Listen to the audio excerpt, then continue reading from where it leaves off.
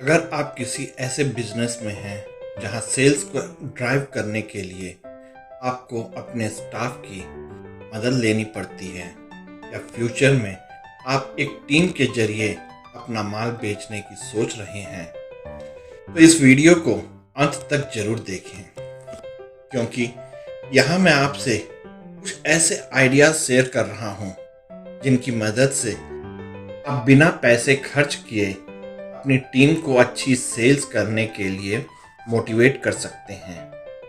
लेकिन पहले मैं एक बात साफ कर दूं कि यहाँ मैं बिना पैसे के मोटिवेट करने की बात कर रहा हूँ। इससे मेरा मतलब बिल्कुल ये नहीं है कि आप मॉनेटरी बेनिफिट्स देकर लोगों को मोटिवेट नहीं कर सकते। बिल्कुल कर सकते हैं। इनफैक्ट ये किसी सेल्स पर्सन के लिए ऐसा बहुत बड़ा मोटिवेशन होता है। और आज हमारा फोकस कुछ ऐसी बातों, कुछ ऐसे आइडियाज पर होगा जिनको अमल करने के लिए पैसों की जरूरत नहीं पड़ती, और फिर भी ये तरीके लोगों का मोरल बूस्ट करने में बहुत इंपॉर्टेंट रोल प्ले करते हैं।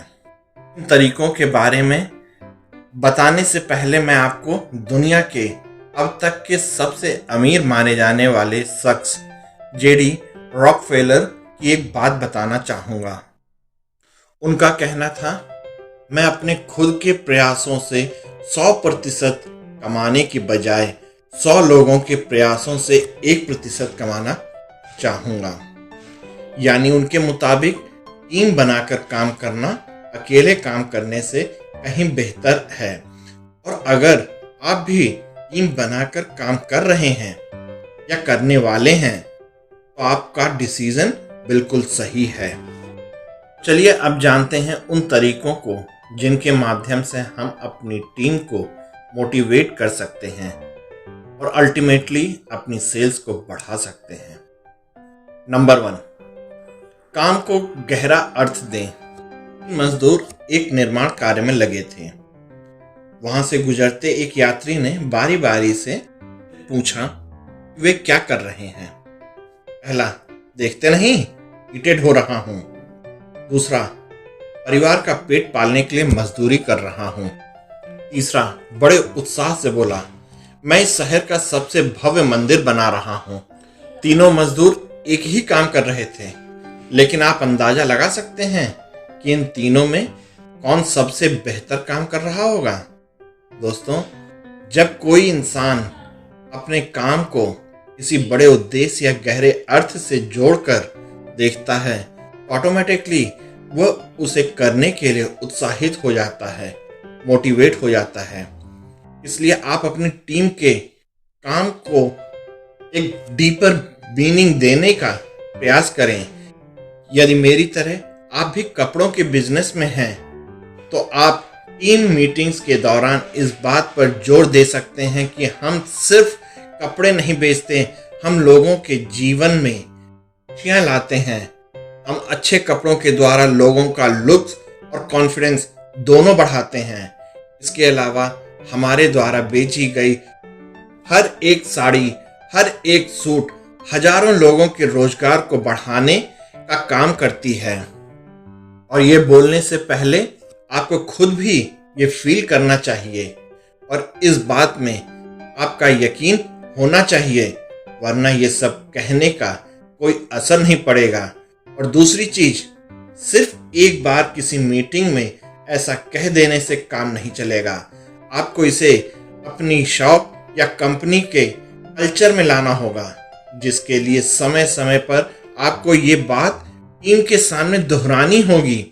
इसके अलावा यदि आपको किसी कस्टमर का अच्छा फीडबैक मिलता है कि कैसे आपके दिए हुए प्रोडक्ट ने उसका दिन बना दिया या लाइफ में कुछ बेटर कर दिया, तो उसे अपनी टीम के साथ जरूर शेयर करें और उसे काम की डीपर मीनिंग के साथ जोड़कर दिखाएं।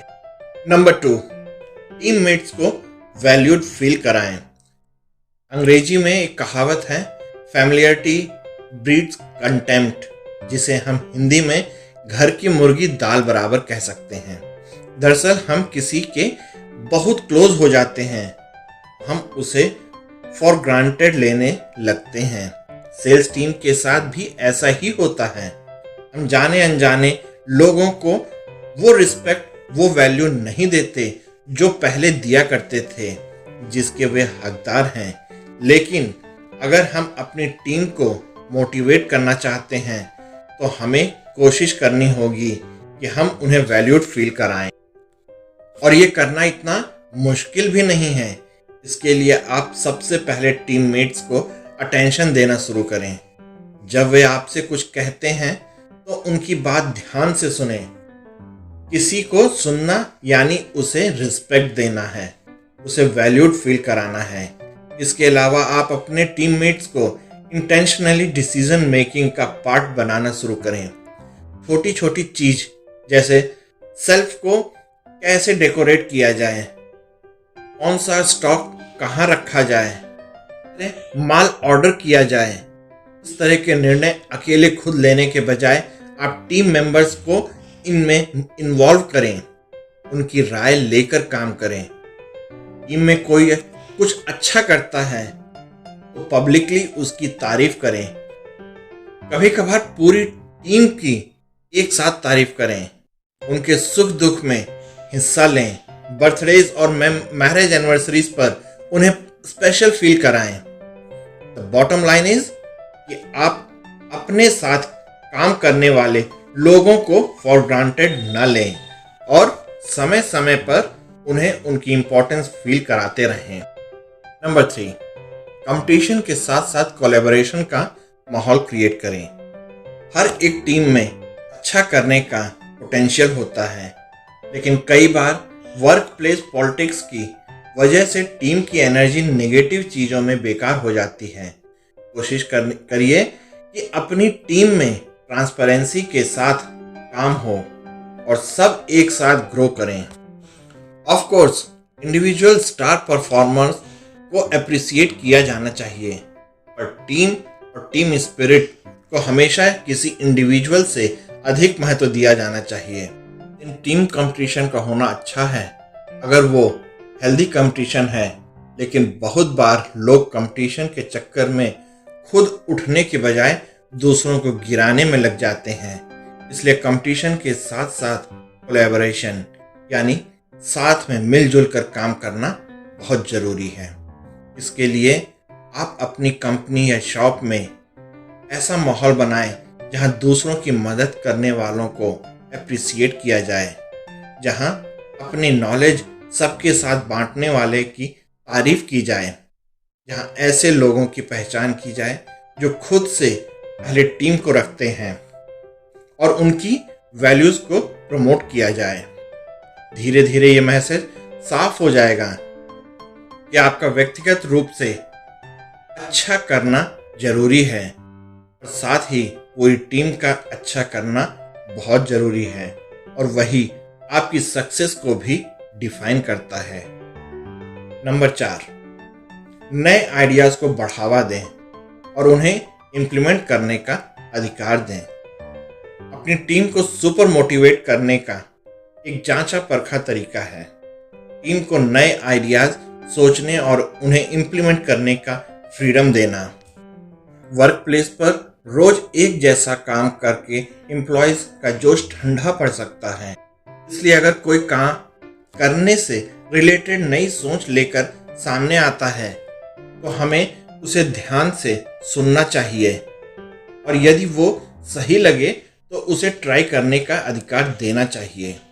इन केस टीममेट्स को कोई नई आइडियाज शेयर नहीं कर रहे हैं तो हम महीने की शुरुआत में एक ब्रेनस्टॉर्मिंग सेशन रख सकते हैं जिसमें हर कोई बिजनेस बढ़ाने से संबंधित अपने आइडिया शेयर कर सकता है और जो आइडिया सबसे प्रॉमिसिंग लगे उसे रियल लाइफ में इम्प्लीमेंट करने का प्रयास किया जा सकता है। ऐसा करना न सिर्फ आइडिया देने वाले पर्सन का बल्कि पूरी टीम का आत्मविश्वास बढ़ा देगा।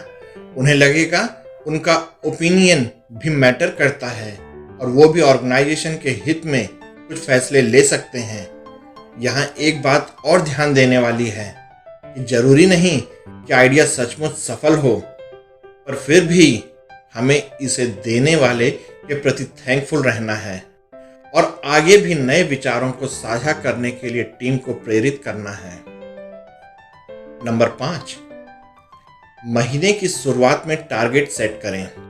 जब हम बिना किसी लक्ष्य के आगे बढ़ते हैं तो हमारी एनर्जी इधर उधर वेस्ट हो जाती है और अंत में हम कुछ खास अचीव नहीं कर पाते।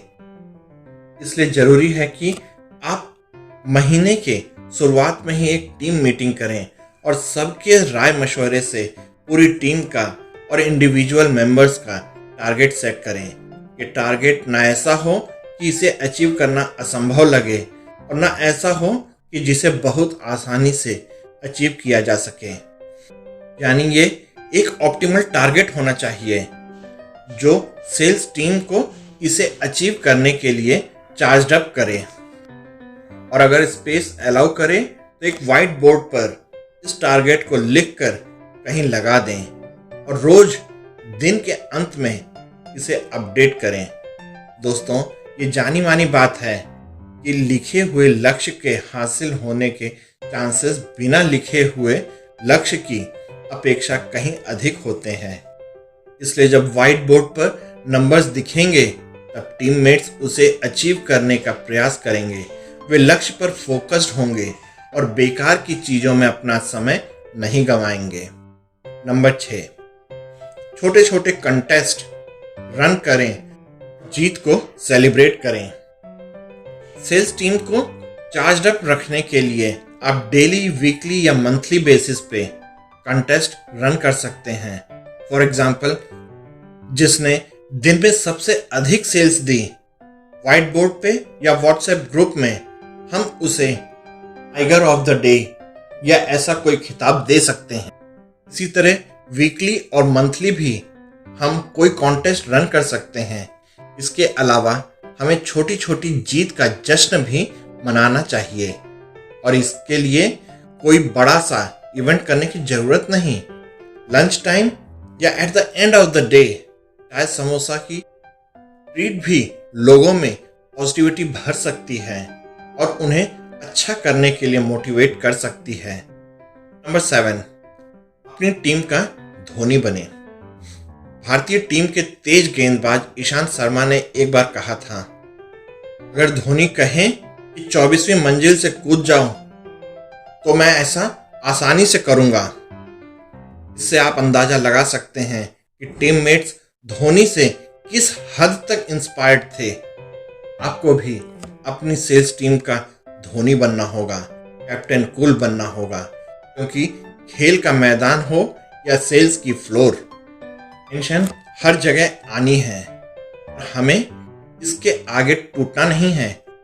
लोगों पर चिल्लाना नहीं है, दबाव में पैनिक नहीं होना है, बल्कि अपना कूल बनाए रखना है, अपनी तरफ से बेस्ट कंट्रीब्यूशन देना है और कठिन परिस्थितियों से टीम को निकालकर मैच जिताना है, सेल्स टारगेट अचीव करना है। दोस्तों, उम्मीद करता हूं सेल्स मोटिवेशन पर यह वीडियो आपको पसंद आया होगा और इसमें बताई गई बातें फॉलो कर आप अपनी नई ऊर्जा के साथ बड़े से बड़ा लक्ष्य हासिल कर पाएंगे। Thank you.